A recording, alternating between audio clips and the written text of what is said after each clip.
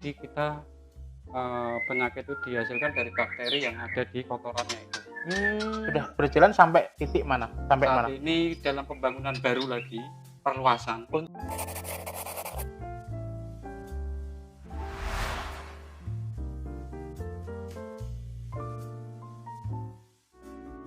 Teman-teman, saat ini saya sudah berada di kandang peternakan murai batu miliknya Pak Haji Romli, Mas. Dan bersama saya ini adalah Mas Budi Santoso. Mas Budi Santoso ini adalah bendara Asosiasi Penangkar Burung Nusantara (APBN), dan beliau juga adalah Korlap Komunitas Peternak Murai Batu Purwodadi Blora. Ya, Gitu ya. Jadi nanti beliau ini setiap hari ada mengurusi kandang ya. Berarti sebelum kita masuk nanti lebih jauh, sebenarnya mengurusi ternak murai batu itu mudah atau sulit? Alhamdulillah kita belajar dari awal itu tidak ada yang sulit. Tidak ada yang sulit ya. Kebetulan teman-teman itu saat ini saling mendukung. Gitu ya. Ya, karena ada komunitas itu kita sangat terbantu. Oke, kita masuk ya Mas. Oke, kita masuk ya. Oke, kita akan ke kandang. Ini kandang murai batu ya Mas? Ya. Ini murai batu, ada sepasang yang ada di sini ya. Sepasang murai batu. Memang kalau untuk desain kandangnya ada ukurannya nggak Mas? Untuk apa? Untuk harus ukuran segini ada perlu Ya, nggak? untuk efisien dan tidak memakan tempat banyak itu sebetulnya tergantung lokasinya. Lokasi ya. Ukuran berapa minimal? Yang ideal itu kesininya lebar 90, ke belakangnya 2 meter, tingginya 180. Kalau ini ideal nggak? Ini ideal.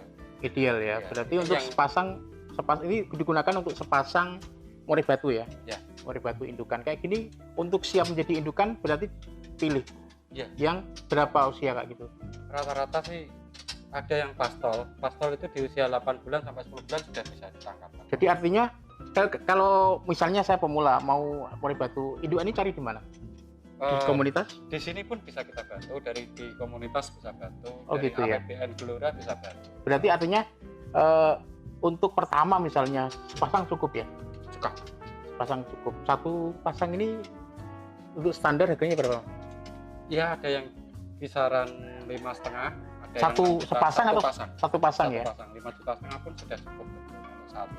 Oh gitu ya, bisa ya. Jadi artinya untuk menangkar bisa ya. Terus kemudian dalam jangka waktu berapa ini setelah seperti ini bisa produksinya? Ini karena di sini kan kita sudah membuat pur ya untuk menaikkan birahi. Ya, kita di pur 57. Opor itu kan ya, berarti untuk makannya sudah disediakan juga dari? Betul, kita dari teman-teman komunitas itu sudah mempunyai uji coba dari beberapa macam pakan. Akhirnya kita bisa membuat sendiri racikannya untuk membantu teman-teman komunitas kita. Jadi belinya juga di komunitas ya? Iya, supaya gitu ya? Pemula itu tidak kesulitan untuk menaikkan Jadi birahi. makanannya nggak sembarang lagi? Kalau makanannya apa? Makanan khusus yang sebetulnya tiap hari untuk kontinu ya jangkrik. Oh, jangkrik ya? Berarti jangkrik ya. Berarti untuk kontinu jangkrik, tapi untuk menaikkan birahi ada pur khusus yang digunakan untuk. Setelah dimakan pur itu berarti berapa bisa berproduksi itu biasanya? Insya Allah dalam penyesuaian 1 bulan, 2 bulan ke depan insya Allah udah bisa produksi. Satu sepasang itu dalam jangka waktu setahun kayak gitu bisa berproduksi berapa? Kan gini, murai batu itu kan 1 bulan sekali. Itu setelah produksi lancar itu 1 bulan sekali kita udah bisa. Oh, sebulan sekali ya? Oh, sebulan sekali bisa telur berapa? Rata-rata 2 sampai 3. Rata-rata 2 sampai 3 yang jadi, artinya yang menetas dan kemudian bisa menjadi anakan?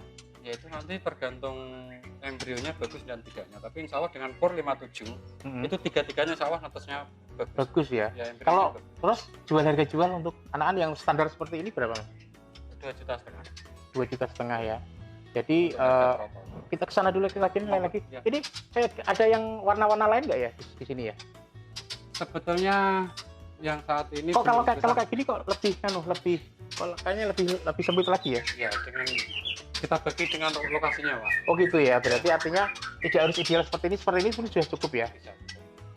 Ini sampai usia sampai kemudian diternakkan seperti ini sampai masa apa ya, masa tidak berproduksi lagi ada saatnya. Ada. Berarti kalau sudah nggak berproduksi itu apa? Kita tunggu, dia kan ada murai batu itu ada fase mabung, itu ganti bulu. Oh gitu? Ya itu rata-rata ya 1 tahun baru mabung. Oh gitu ya, rata-rata. Kalau sudah mabung, kalau sudah tidak berproduksi berarti untuk apa? Kita istirahatkan dulu, kita rawat dengan intensif supaya nanti bulunya tumbuh lagi dengan baru, dengan bagus, baru kita masukkan lagi. Oh bisa produksi lagi? Betul. Oh Bisa, kayak gitu setelah ya. mabung, kita masukkan lagi. Berarti ini memang murai batu itu warnanya kayak gini ya, ada nggak Ya. warna lain? Kalau yang seperti Mas Tri tadi kan ada katanya ada yang ekor panjang, ini bukan? Bukan, ini masih termasuk untuk lapangan semua. Jadi kalau ekor panjang itu bukan yang ini berarti? Bukan, Oh ada ada. ada lagi. Oh ada lagi ya. Berarti untuk yang peternakan di Haji Romli ini untuk perawatan lebih mudah yang standar ini atau yang untuk yang grade yang tadi yang ekor panjang itu? Kalau perawatan sebetulnya sama, Pak. Sama. Oh Ya, gitu ya. cuman kan saat ini yang kita butuhkan untuk memenuhi pasar permintaan itu kan, kalau Pak Haji Romli itu saat ini sudah memenuhi pasar di grade yang untuk lapangan. Oh untuk lapangan. Untuk lapangan itu untuk Penikmat orang jantangan-jantangan. gitu ya. Oh, jadi kalau terus makanannya berapa kali sehari Mas untuk 2 ngasih kali. makan? 2 Itu kali sehari. langsung taruh di situ gitu ya? Iya. Ada takarannya mungkin satu nggak boleh kebanyakan atau enggak? Rata-rata untuk 2 jangkrik ya 20, rata-rata satu indukan 20 per setiap pagi dan sore. Sehari itu sampai 20 jangkrik ya? Satu? Untuk dua? Oh 20 jangkrik untuk dua. Gitu ya, oke. Ya. 15 sampai 20 jangkrik cukup. Nggak ada mandi itu nggak ada ya perawatan? Oh sudah ada. Di situ disediakan air untuk mandi. Oke. Oke ya, jadi seperti itu. Mungkin ada jenis perawatan lain Mas yang mungkin yang bisa Panjenengan ceritakan. Yang spesifik itu nggak ada ya? Ya, Nggak ada ya. Ini kayak gini penyakitnya apa kalau untuk burung-burung seperti ini ya? karena di sini kan kita tidak bisa membersihkan kandang setiap hari, jadi kita penyakit itu dihasilkan dari bakteri yang ada di kotorannya itu. Cuman alhamdulillah kita sudah bisa mengatasi dari kotoran itu dengan jadi kita menciptakan satu bakteri yang namanya BPK, itu bakteri penghancur kotoran. Jadi dia akan membersihkan kotoran secara alami. Oh gitu. Tanpa mengganggu burungnya itu. Terus kita tinggal semprotkan saja. Penyakit apa lagi kira-kira selain itu yang mungkin yang mengganggu pertumbuhan dari burung? Saya rasa selain bakteri yang ada di kotoran, saya rasa tidak ada, hanya kalau cuaca? Faktor alam, Cuaca. Kalau cuaca apa bisa mempengaruhi pertumbuhan burung? Saat pergantian musim, Pak. Oh gitu ya? Iya, dari musim hujan ke musim panas, kemarau. Ya apalagi saat betiting itu musim betiting. Selama ini yang sudah terjadi di peternakan ini yang sudah sekitar hampir 5 tahunan ya. Ya. Yang dihadap pernah nggak tiba-tiba mati banyak gitu nggak? Ada. Pernah sampai berapa pasang mungkin yang mati? Pernah waktu itu yang punya saya itu 4 pasang. 4, jadi artinya nggak terlalu banyak ya? Nggak. Mas Budi, saya tanya ini, katanya untuk komunitas murai batu KPMB ya, komunitas penangkar murai batu, itu kabarnya ada program untuk santri ya, satu pesantren satu penangkar, mungkin bisa diceritakan ini? Oh ya, alhamdulillah sekalian mohon doa restunya ya. Okay. Gini, saat kita kebetulan ada acara di pondok pesantren, dan itu sebetulnya sederhana. Saat kita melihat santri itu sebetulnya mereka itu perlu hiburan atau edukasi, tidak setiap hari melihat kitab hafalan ya. Nah, kita hanya ingin santri itu punya refreshing tanpa keluar dari pondok. Sekaligus juga mengajari mereka berwirausaha. Iya. Terus akhirnya kita bikin penangkaran murai di dalam kawasan pondok. Iya, di dalam kawasan pondok. Itu tujuannya adalah untuk hiburan sekaligus mengajari santri ya. Di samping itu suatu saat hasilnya itu bisa dimanfaatkan untuk pesantren. Untuk pesantren. Yang sudah dilakukan di mana, Mas? Di Pondok Angkruk Fadlul Wahid. Iya, di Pondok Pesantren Fadlul Wahid. Kok bisa sampai ke Fadlul Wahid sebagai proyek awal? Bisa diceritakan. Kebetulan Yain Dalem itu sangat antusias. Oh gitu ya. Ya. Maka dari itu kita dan teman-teman itu merencanakan di situ. Sudah. Ini sudah berjalan sampai titik mana? Sampai saat mana? ini dalam pembangunan baru lagi, perluasan. Untuk atau untuk kandangnya? Ya. Oke. Untuk lokasinya itu sudah ditambahkan lagi di area dalam pondok dengan area seluas 14 sampai 2 kali 20 meter. Ada berapa indukan di sana? Yang ada yang sudah saat ini 3 pasang. 3 pasang. Jadi, Ya. kita bangun lagi itu saat ini dalam proses pembangunan 16 kandang. 16 kandang berarti 16 pasang nanti itu ya. Betul. Oke, luar biasa. Mudah-mudahan sukses ya Mas Budi ya. Amin, amin, amin, Ya, amin. ya, saya mungkin ke Mas, ke setelah bertelur nih. Bertelurnya ke di mana, Mas? Ah, ini di sini, Pak. Oh iya. Jadi, Oh, gitu ya, ada di sini ya. ya. Oke, di setting ya gitu ya. Ya. Ya, di setting. Nah, coba. Oh, di setting. Setelah bertelur misalnya 3 terus dikemanaan telurnya? Enggak, dia pasti dengan naluri Indo, dia akan menjaga Mengerami. ya, Mengerami. Dalam jangka waktu berapa biasanya kemudian 12 hari 12 hari terhitung dari nelur. terhitung dari terus kemudian menetas ya. Ya, Setelah menetas usia 7 hari baru kita panen. Kita masukkan ke inkubator. Oh, gitu ya? Ya, untuk perawatan lebih lanjut. Ada juga yang dilolos sama Indo, cuman kan prosesnya agak panjang. agak panjang ya. Untuk menghasilkan telur lagi itu kan agak panjang. Berarti kalau seandainya dalam usia 7 hari kemudian diambil, Betul. masukkan di inkubator, ketika perawatan ngasih makan itu tetap di inkubator atau dikeluarkan? Masih di top di Di inkubator ya. Ada makannya juga sama 3 hari sekali kah? Enggak, itu masih 1,5 jam sampai berkesinambungan 1 jam, 1 jam. Oh gitu ya, berarti kalau seandainya seorang peternak itu harus fokus di situ. Enggak juga sebetulnya, Pak. Dan juga kalian itu kalau 1 jam 1 Itu jam hanya saat kita mau di usia 7 hari itu aja. Karena di sini kan sudah terbiasa induknya. oh Nah, gitu. kita nanti tinggal menyesuaikan dengan pola kita. Hmm, Sehari setelah kita ambil itu betul-betul intensif.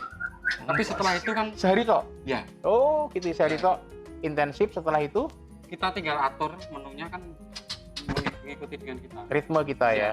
Sehari biasanya berapa?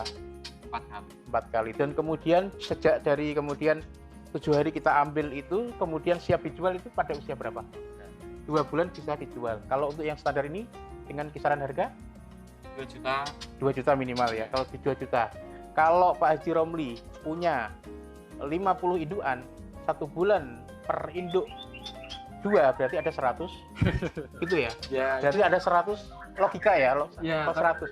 tapi jangan dihitung pakai matematika lu ya. Iya, artinya intinya kan ini hitung-hitungan kasar, Mas. Ya. Jadi kalau orang mau lihat penghasilan dari murai batu itu kan dari situ. Kalau misalnya indukan ada 50 ya, 50 dan kemudian per induk setiap bulan ada 2 dan 2 kali 50 berarti 100, berarti kan tinggal ngalikan ya, 100 kali 2 juta.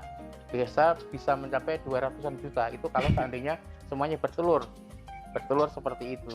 Dan artinya ternyata teman-teman sekalian memang ternak murai batu ini memang sangat prospektif. Mungkin pengalaman jenengan pernah sebelum ini pernah nggak Mas Puji peternak murai batu selain murai batu? Alhamdulillah selama ini saya jatuh cinta pertama ya Di murai batu ya jatuh. Belum pernah. Oh benar, belum paling di dunia. Dan sekarang saya tanya nih, ini kan sepasang nih, 1 kandang sepasang, katanya bisa poligami juga, artinya 1 jantan 2 betina 1 kandang bisa. Bisa. Caranya kandangnya, setting kandangnya seperti gimana? Setting kandangnya beda. Yang ini di sini ada pintunya. Jadi setelah dari sini kita bisa langsung larikan burung jantannya ke betina yang satu. Dia naluri sendiri melari atau kita larikan? Ada karakter burung yang sudah bisa dengan sendirinya merayu betina yang sedang berayu bisa. Oh gitu ya. Kadang kita bisa kebiasaan. Kebiasaan ya, artinya. Biasakan supaya. Oh gitu ya. Jadi artinya kalau burung merpati itu terkenal dengan kesetiaannya, tapi kalau burung murai batu sangat mungkin berpoligami ya, begitu ya. Orangnya enggak. Oh, orangnya enggak. Kalau seandainya sudah sukses kan mungkin enggak ya? Belum. Kalau belum berarti punya potensi. Enggak, nanti habis siaran ini langsung dikasih sama. Jadi itu ya teman-teman sekalian terkait dengan itu ya. Jadi kalau ini Pak Haji Romli punya 50 pasang, misalnya sudah 2 bulan anakan sudah bisa dijual. Selama ini 2 bulan itu atau ada waktu jeda rentang waktu lain, misalnya 3 bulan 4 bulan baru laku? Ya, ada kadang permintaan saat ini kan betul-betul berubahnya. Oh gitu ya? Ya, saat ini kurang kita tahu. Kurang ya. Berarti kalau saya beli anakan yang usia 2 bulan, berarti saya harus masih intensif memelihara dong? Betul ya. Berarti kalau saya beli, Pak, saya pesan yang usia 5 bulan, 6 bulan nggak bisa? Nggak bisa ya, Masya Allah. Gitu luar biasa ya murai batu. Tapi kalau induan, saya beli induan gimana? Saat ini harus pesan dulu. Indian ya? Indian.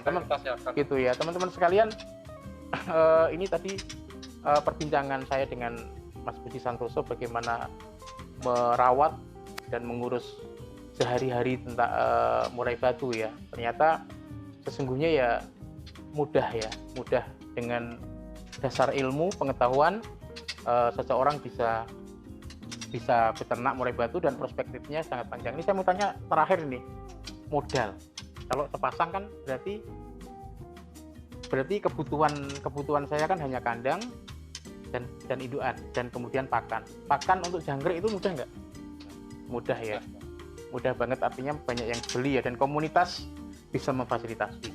Begitu ya Mas. Terima kasih Mas Budi atas informasinya, informasi yang berharga terkait dengan ternak murai batu. Teman-teman sekalian, demikian perbincangan saya terkait dengan bagaimana peluang dan prospek ternak murai batu. Sampai jumpa di Kopi Inspirasi berikutnya. Assalamualaikum warahmatullahi wabarakatuh. Ya, terima kasih Mas.